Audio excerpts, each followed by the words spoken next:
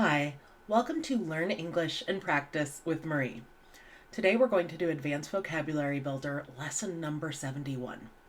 We'll go through 10 advanced words and talk about their definitions, parts of speech, and a couple of example sentences. We'll finish with a story for some extra practice and do a quick review. This is a series, so if you like this video, please subscribe for more. Let's get started. First, listen to me read the words.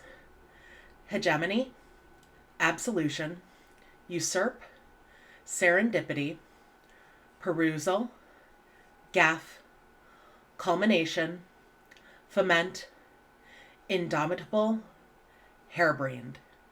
First, hegemony. This means leadership or dominance, especially by one country or social group over others. It's a noun.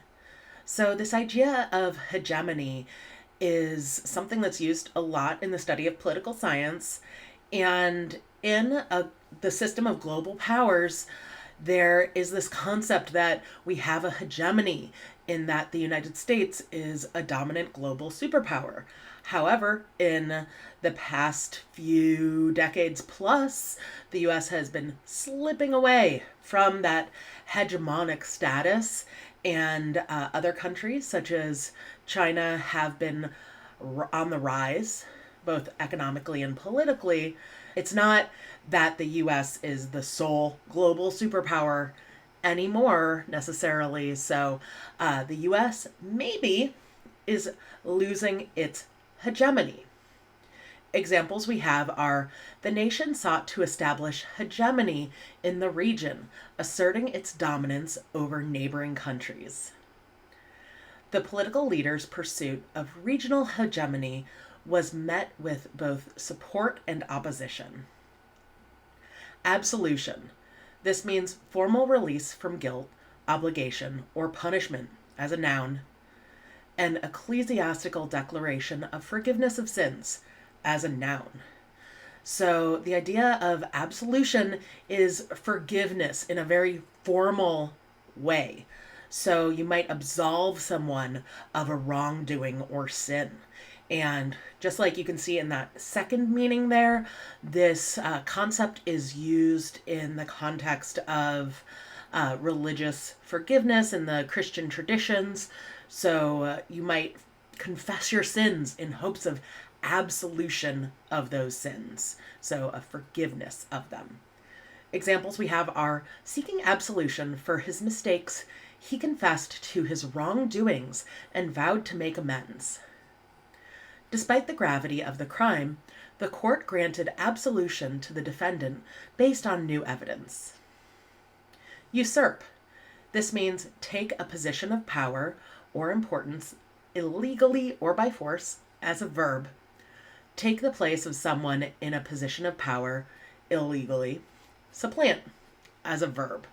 So to usurp is to take power by force or in a way that is against the legal system and the laws.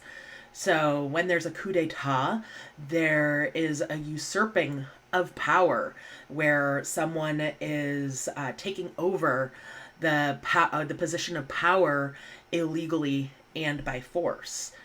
And examples we have are the ambitious general plotted to usurp the throne and take control of the kingdom. The executive's decision to bypass the board of directors was seen as an attempt to usurp authority. Serendipity. This means the occurrence and development of events by chance in a happy or beneficial way as a noun. So something being serendipitous or the occurrence of serendipity is a really good positive thing. It means things happened by chance and worked out for the best. So it might be a serendipitous occasion if you are going to walk on the beach and you just happen to see your close friend there who you had been hoping to catch up with and spend time with. What great luck. Examples are their meeting at the bookstore was a serendipitous encounter that led to a lifelong friendship. Serendipity played a significant role in the success of the entrepreneur's chance encounter with a potential business partner. Perusal. This is the action of reading or examining something as a noun. And this word is a bit outdated, but I hear it quite a bit. And typically it's when someone is handing you something to read or something to study, and they say, well, this right here is for your perusal. Go ahead and look through it. Examples are, after a quick perusal of the document, she identified the key points that required further attention. The lawyer's thorough perusal of the legal documents uncovered critical details that strengthened the case. Gaffe. This is an unintentional act or remark causing embarrassment due to its originator, a blunder, as a noun. So, a gaffe is a mistake, and often an embarrassing one at that. So, in a social setting, if someone accidentally picks up an appetizer with their hand instead of using the serving spoon, that might be a small gaffe. A bigger gaffe might be accidentally saying swear words on TV, like using profanity. That would certainly be a gaffe, and you'd have to address that. Examples are, the employee's inadvertent gaffe during the presentation caused a momentary awkward silence in the meeting room. Recognizing the importance of addressing the gaffe promptly, the CEO issued a public apology to mitigate any negative impact.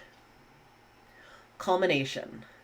This means the highest or climactic point of something, especially as attained after a long time.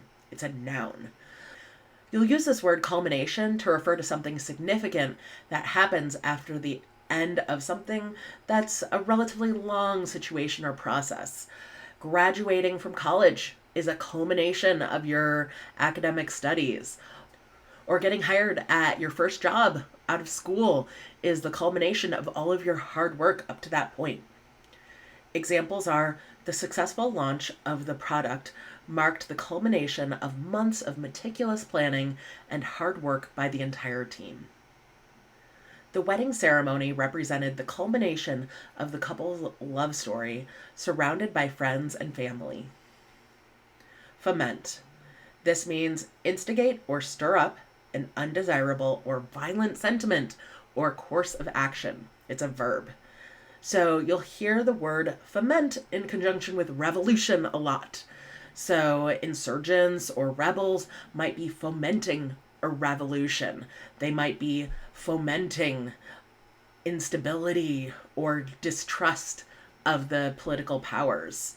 And there often is this sort of political connotation with this word. Examples are, the political activist sought to foment change by organizing peaceful protests and raising awareness about social issues. Media outlets should be cautious not to foment panic by sensationalizing news stories. Indomitable. This means impossible to subdue or defeat. It's an adjective. And this word is really hard to say. It's got a lot of syllables in it. Indomitable. What it's getting at is that it's something that's impossible to dominate. You see the middle of that word? You cannot dominate the thing. You can't subdue it. You can't stop it. So someone who's really ambitious might be described as indomitable. Nothing's going to get in their way. Nothing's going to stop them from achieving what they're trying to achieve. Examples are, despite facing numerous challenges, her indomitable spirit kept her motivated to pursue her dreams. The athlete's indomitable willpower propelled him to achieve new records and overcome physical limitations. Harebrained.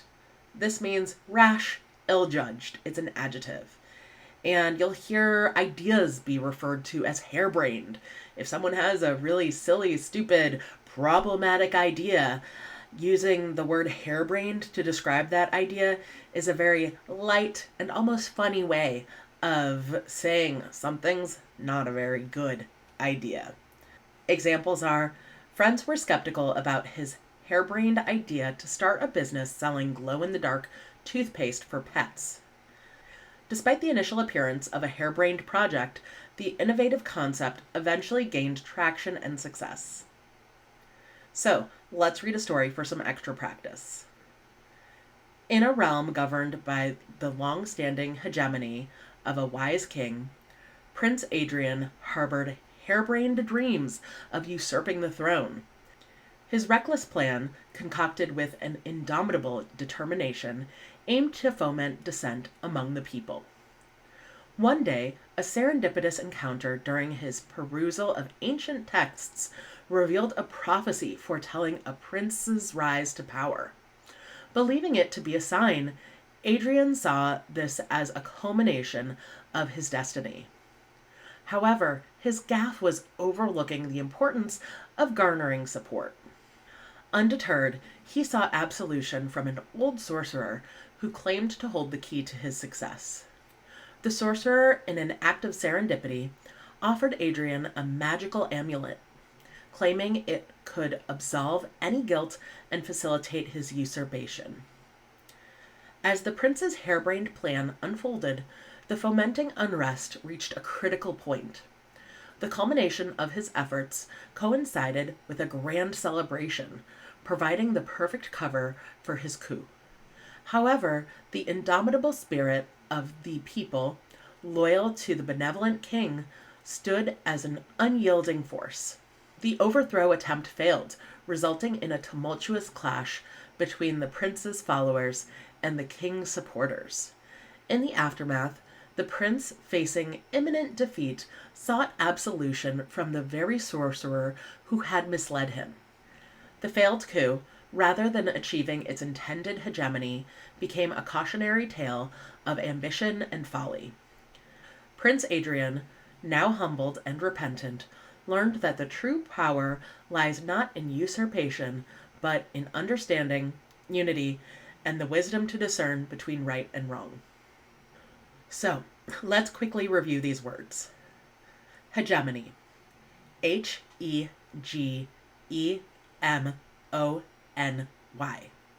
This means leadership or dominance, especially by one country or social group over others. Absolution. Absolution.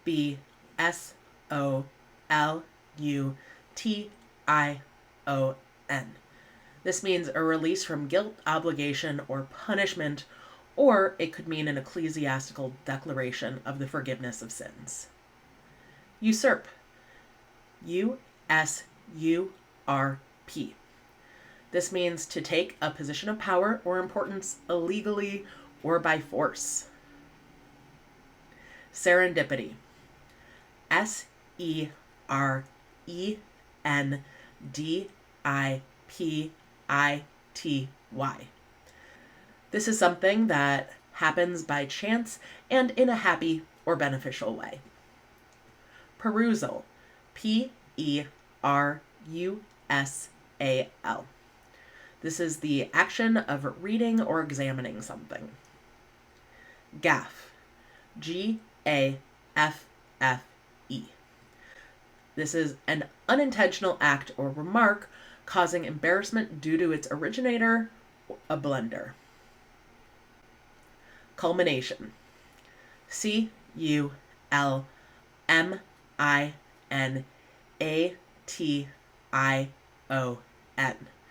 This is the highest or climactic point of something, especially as attained after a long time.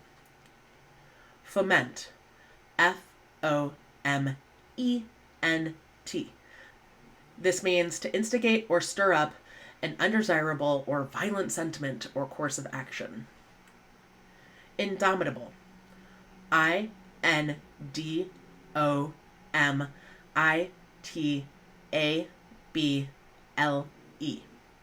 This means impossible to subdue or defeat. Harebrained. Harebrained.